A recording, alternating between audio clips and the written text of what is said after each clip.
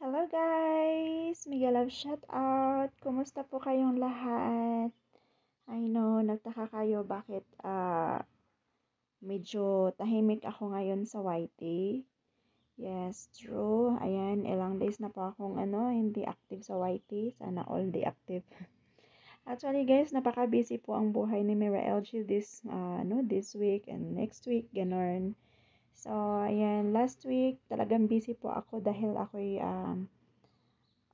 andito na naman sa aming basar-basar to the max. Ayan. So, since I'm a representative, so, ayan. So, dito kami ulit sa Sitio Bazar ng Mexico. So ngayon, dito tayo sa area kung saan po nag-held ang aming basar-basar. Ayan. Naning-tiil po si Merel G dahil mahal ang bigas. Mahal ang bigas. Sa Pilipinas, oo, mahal. Ayan, so, ikot-ikot muna saglit tayo dito sa paligid ng area ng bazaar. Actually, napakaganda po dito. Isang park po siya, guys. Park din po siya. It's another park where we are before. Ayan, so another area. First time namin dito. Ang ganda dito kasi may simbahan. Ayan, kung mahaba yung sungay mo, ayan, may simbahan. Pwede kang pumunta dyan. Putulin ng isang, putulin ng isang, dangkal. Putulan ng isang dangkal ang horn. O, horn daw. Alright, so ito po yung paligid ng park. Napaka-convenient kasi hindi po siya hindi po siya mahirap puntahan. Ayan, marami pong mga store sa gilid-gilid, ganun. Ayan, maraming buildings. Actually, this area is medyo may kaya ang mga tao dito. So, kaya, okay lang yung dating, 'di ba? Tapos, nakapalibutan ang park ng mga buildings, gano'n. So, hindi po siya mahirap puntahan. Ayan, lalo na sa mga nagki-craves ng mga mm, lalo na sa mga Asians na nagki-crave ng mga food or mga product. Pero actually, hindi ko lang alam kung may ibang country din na sumali sa bazaar. Kasi hindi ako mahilig mag-ikot-ikot. So, kaya ngayon, ayan. So, kaya ngayon, iikotin natin kung mm, titingnan natin kung ano ba, may iba bang sumasali. Because kami kasi, may group kasi kami na sinalihan ay bali group ng City Bazaar. So, sumali po ang mga Filipina na kagaya ko, ayan. So, kasali na po ako dun sa group nila. So, alam na namin kung kailan at saan po ang area ng bazaar. So, ayun. So, parang, well, ang organizer, kilala na po nila ang aking pangalan. So they used to it already. So, they knows our Filipino food already. Actually, ganun. Ayan, senior taco. Oh, may senior taco. Ang ganda. Pink na senior taco sa gilid. So, this bazaar, guys, is about, their theme is about, mascotas. Mascotas means about your pets, yeah, like dogs and cats. Actually, dito din may din sila.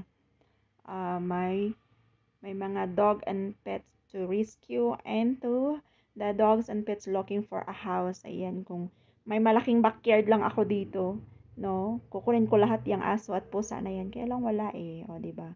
Di ba, ang ganda ng paligid ng park. Relaxing.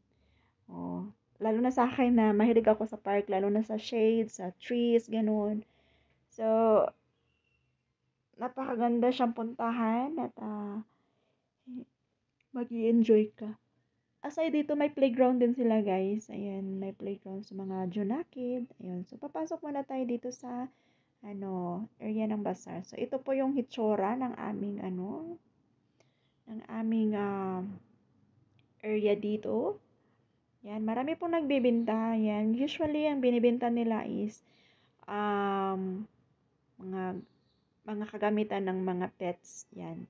So, nakikita nyo, ang daming nagbibitbit ng mga aso, ganun. So, dito banda is siya, mga nagbibenta ng mga jewelries. Ayan, nagmekos-mekos na ang mga binibenta dito, guys. Hindi lang po pang aso, pwede din pang tao, ganun, mga jewelries, ganun, paintings. Ganda ng paintings, oh. I like it, that dogs. And, yeah, mga earrings, necklace, bags, sari-sari na, oh. Tag 5 na lang. Mga damit, ganun, pang winter, mag-aano naman. Hindi na sana pang winter, mag-spring na eh. Ayun. So, ayan, ganito po ang itsuras inside in our Toldas Bazaar. Oh. This time, ano siya, medyo marami ang nagbebenta ngayon. Tapos ito po yung sit up namin. Kasi last time, yung isang bazaar na park na pinunta namin, parang isang linya lang yun, pero mahaba. Ito, hindi siya gano'ng kahaba, pero, ay, nagkukute ng mga aso. Pero maraming tables. Ayan, tingnan mo, ang daming tables. Mahal pa naman ng tables, pero okay lang, worth it naman. Pero, ayun. Oh, 'di ba? Ang dami mong mabibili dito lalo na pag may mga pets kayo, punta lang kayo dito. Ayan, may nagbibenta din sila ng pagkain, mga treats ng mga aso, ayun. Ayan. Kasi dito sa Mexico, guys, yung mga aso kasi or pusa, they treat them like a babies. Yeah, like a family. You know, yan, nilalagyan pa nila ng trolley, ganun, parang baby. So, dito banda, ayan.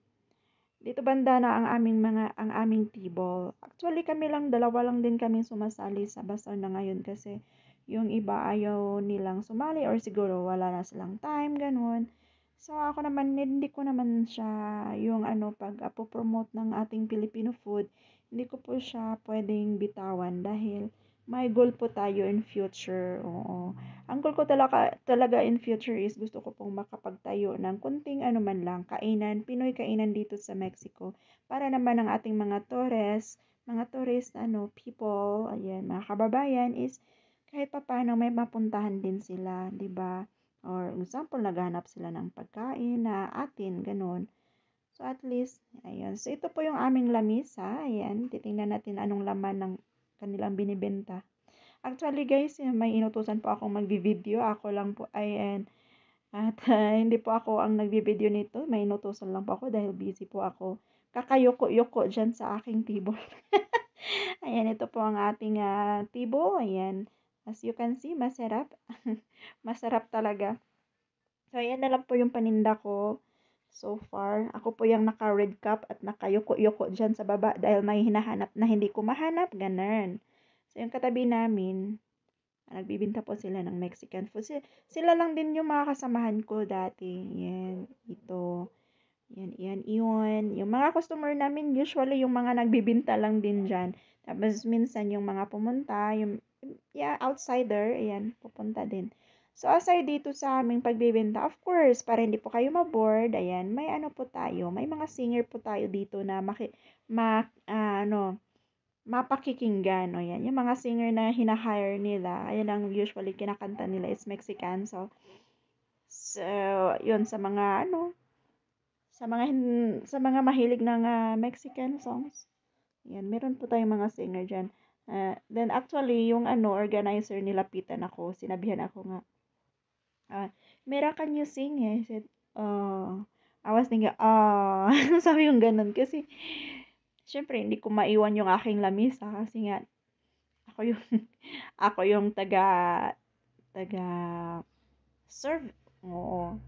So, at least nakita ko, sabi ko naman, hindi ko naman siya sinabihan na hindi. Oo, sabi ko, sige, mamaya pag may, ayan, pag ready na, ganun. At tapos nakita ko dumaan sa likod ko yung mga singer. Dumaan sila sa likod ko, nagbitbit ng mga kagamitan. Sabi ko, ay may singer. So, excuse mo na ako sa kanta-kantahan ngayon. Sabi ko ganun sa sarili ko. So, buti na lang, ayan, may mga singer. So, ayan na si Meryl J. Na haggard na dahil ilang araw na talagang busy at nakakapagod guys grabe, ayun. Buti na lang, cute na aso. Buti na lang may kasama po ako, tinulungan po ako sa aking mga gawain, ayun, gawain kusina. So, ayun, hindi po ako masyadong nabigatan. Pero this time talagang Ay, ang sakit ng aking katawan. Oo. Yan. So, dito muna tayo sa ating mga singer. Hindi natin tatagalan dahil baka mag-copyright tayo dito sa mga kinakanta nila. Hindi ko alam kung, hindi ko gets kung ano yung mga kinakanta nila. Pero, masarap naman pakinggan. May babae din silang singer dyan. Na maganda naman siya. Maganda ang kanyang boses. Kumakanta siya ng mga English. Actually, yung kasama ko, kumanta siya ng isang songs na yung kasama ko na antok. Inaantok yung kasama ko. Sabi ko, tumayo ka, sasayaw ka para hindi ka antukin.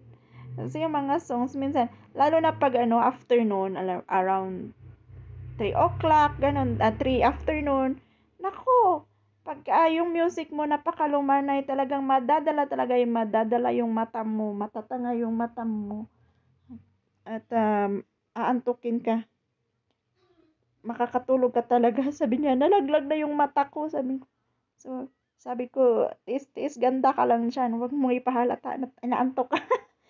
Saka this bazaar, Sunday,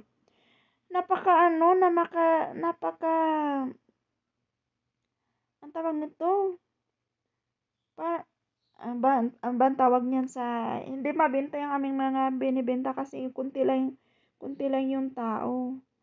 Madalang lang yung mga tao na pumasyal ngayong Sunday. Saturday, okay naman yun. Okay naman siya. Okay naman yung bentahan kasi maraming taong pumupunta.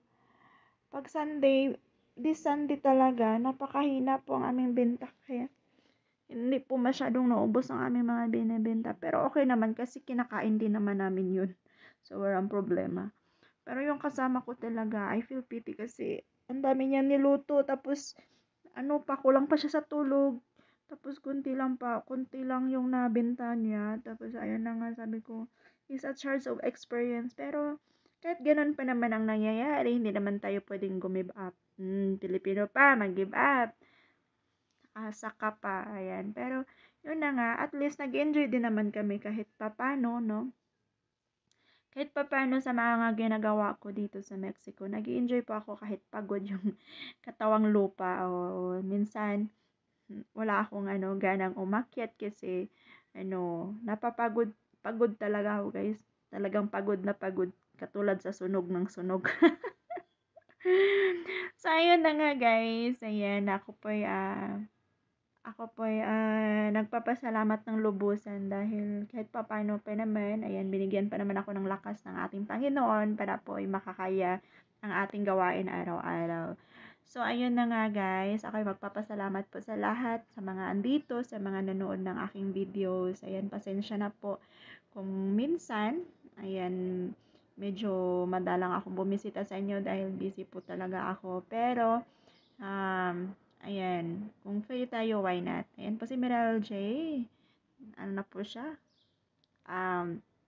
Haggard na yung pes. Ang pes na. Alright, so thank you so much. Shout